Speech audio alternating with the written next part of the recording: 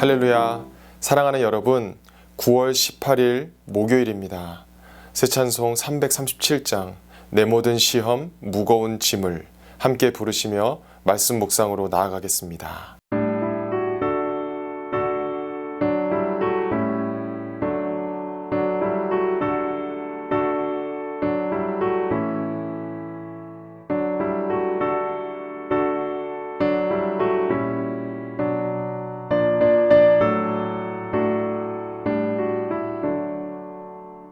내 모든 시험 무거운 짐을 주 예수 앞에 아뢰이며 근심에 쌓인 날 돌아보사 내 근심 모두 맡으시네. 무거운 짐을 나 홀로 지고 견디다 못해 쓰러질 때 불쌍히 여겨 구원해 주리. 은혜의 주님 오직 예수. 내 모든 괴로움 닥치는 환난 주 예수 앞에 아뢰이며 주께서 친히 날 구해 주사 넓으신 사랑 베푸시네. 무거운 짐을 나 홀로 지고 견디다 못해 쓰러질 때 불쌍히 여겨 구원해 주리. 은혜의 주님 오직 예수.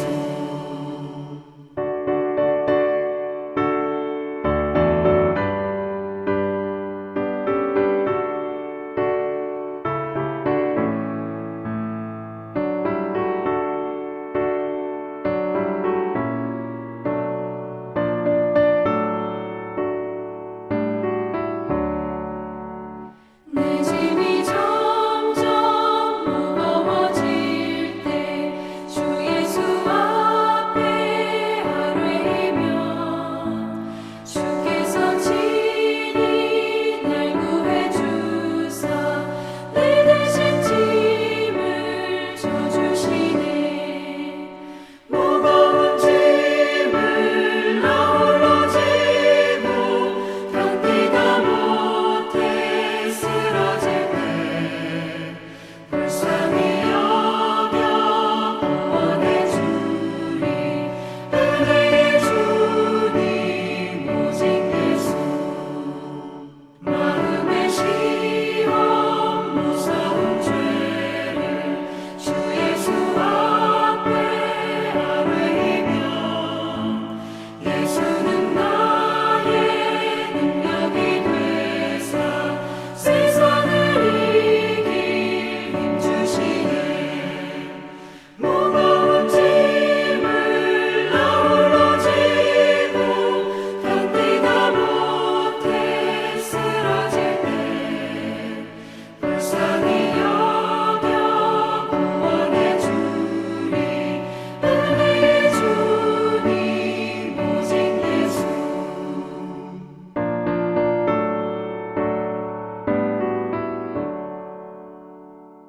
아멘. RM의 대상 되시는 오직 예수님을 찬양합니다. 오늘의 말씀 로마서 7장 7절에서 25절까지 봉독하겠습니다. 그런즉 우리가 무슨 말을 하리요? 율법이 죄냐? 그럴 수 없느니라. 율법으로 말미암지 않고는 내가 죄를 알지 못하였으니 곧 율법이 탐내지 말라 하지 아니하였더라면 내가 탐심을 알지 못하였으리라. 그러나 죄가 기회를 타서 계명으로 말미암아 내 속에서 온갖 탐심을 이루었나니 이는 율법이 없으면 죄가 죽은 것임이라. 전에 율법을 깨닫지 못했을 때에는 내가 살았더니 계명이 이름에 죄는 살아나고 나는 죽었도다. 생명에 이르게 할 그 계명이 내게 대하여 도리어 사망에 이르게 하는 것이 되었도다. 죄가 기회를 타서 계명으로 말미암아 나를 속이고 그것으로 나를 죽였는지라.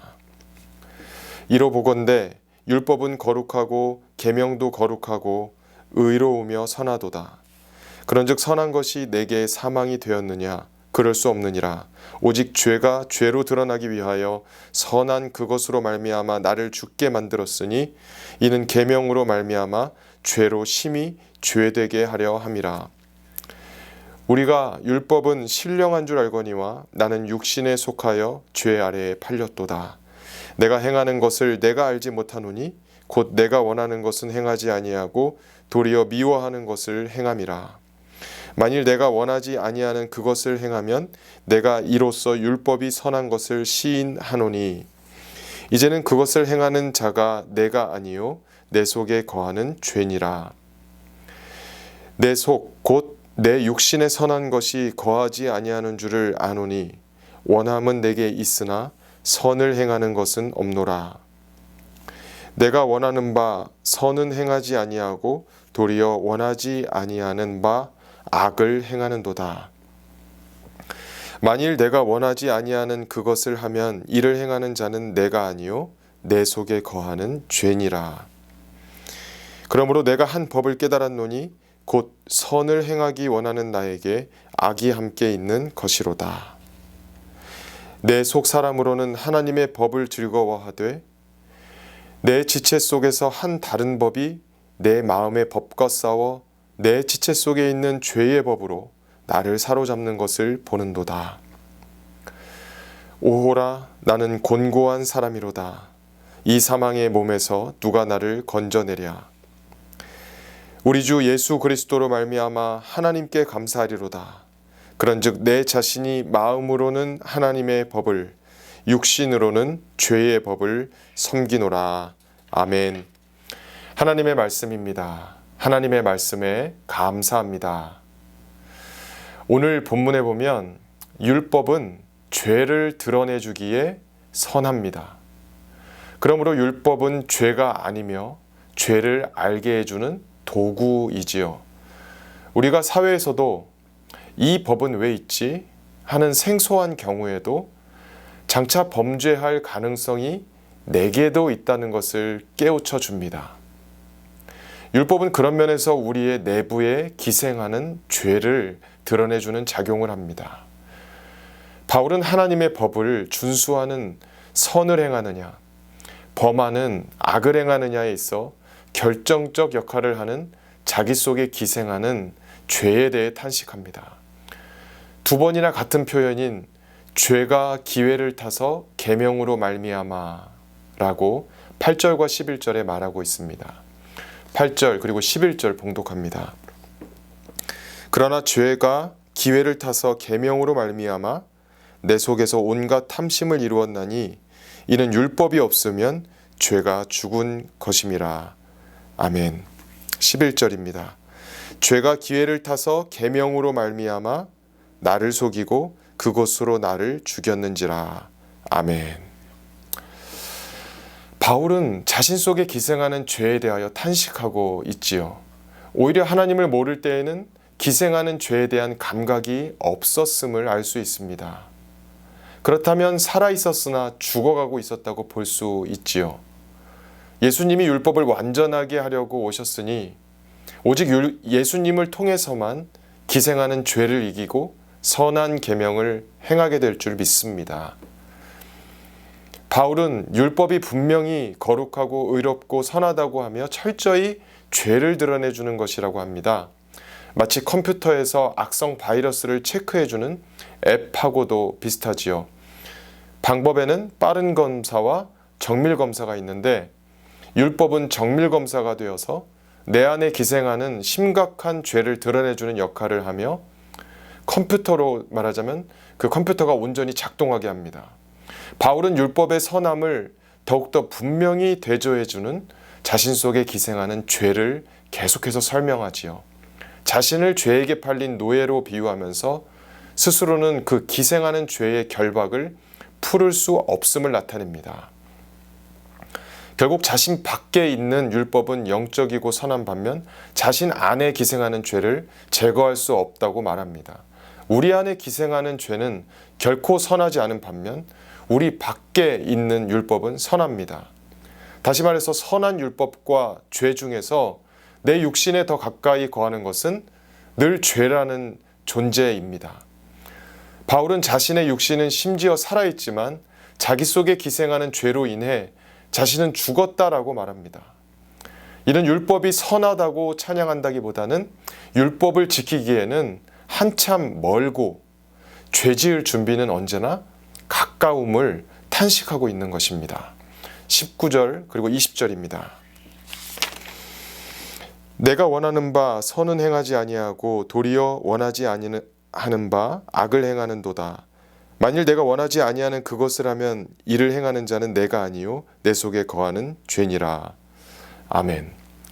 만약 우리 속에 선한 율법이 이로운 균처럼 기생하여 살고 있고 내 밖에 죄가 살고 있다면 걱정할 필요가 없기에 바울이 오늘과 같은 편지를 로마의 교인들에게 보내지 않았을 것입니다. 바울은 우리 육신에 기생하고 있는 죄를 탄식하며 문제를 해결하지 못함을 탄식합니다. 그러므로 늘 죄에는 우리가 가깝고 선한 율법에는 거리가 멀다는 것을 인식해야 합니다. 바울은 분명히 하나님의 법을 준수하고자 할 때에도 자신 내면에 기생하는 죄가 함께 붙어 다니고 있음을 인식하고 있습니다. 그리고 안타깝게도 많은 경우 그 기생하는 죄로 말미암아 선한 율법을 수행하지 못한다고 고백합니다. 23절과 24절입니다. 내 지체 속에서 한 다른 법이 내 마음의 법과 싸워 내 지체 속에 있는 죄의 법으로 나를 사로잡는 것을 보는도다. 오호라 나는 공고한 사람이로다. 이 사망의 몸에서 누가 나를 건져내랴. 아멘. 바울은 예수님으로 말미암아도 이러한 선에는 멀고 악에는 가까운 죄의 기생성을 해결할 수 없음을 고뇌하고 있습니다. 하지만 바울 사도처럼 비록 우리의 육신이 기생하는 죄로 말미암아 악에 가깝지만 마음으로는 하나님의 계명을 지키길 원하는 것은 분명합니다. 오늘의 삶 속에서도 기생하는 죄로 말미암아 탄식하지만 우리 주 예수님으로 말미암아 하나님의 법을 따르기를 원하게 되는 줄로 믿습니다. 기생하는 죄를 예수 그리스도로 말미암아 이겨내시고 감사가 넘치시기를 소망합니다. 25절 말씀을 읽고 마치겠습니다. 우리 주 예수 그리스도로 말미암아 하나님께 감사하리로다. 그런즉 내 자신이 마음으로는 하나님의 법을 육신으로는 죄의 법을 섬기노라. 아멘. 기도하시겠습니다. 하나님, 우리에게 기생하는 죄를 예수님으로 말미암아 이겨내고 하나님의 법만을 섬기게 하여 주옵소서. 예수 그리스도 이름으로 기도합니다. 아멘. 예수님으로 말미암아서 기생하는 죄를 이기시고 하나님의 법만을 섬기시기를 축복합니다. 아멘.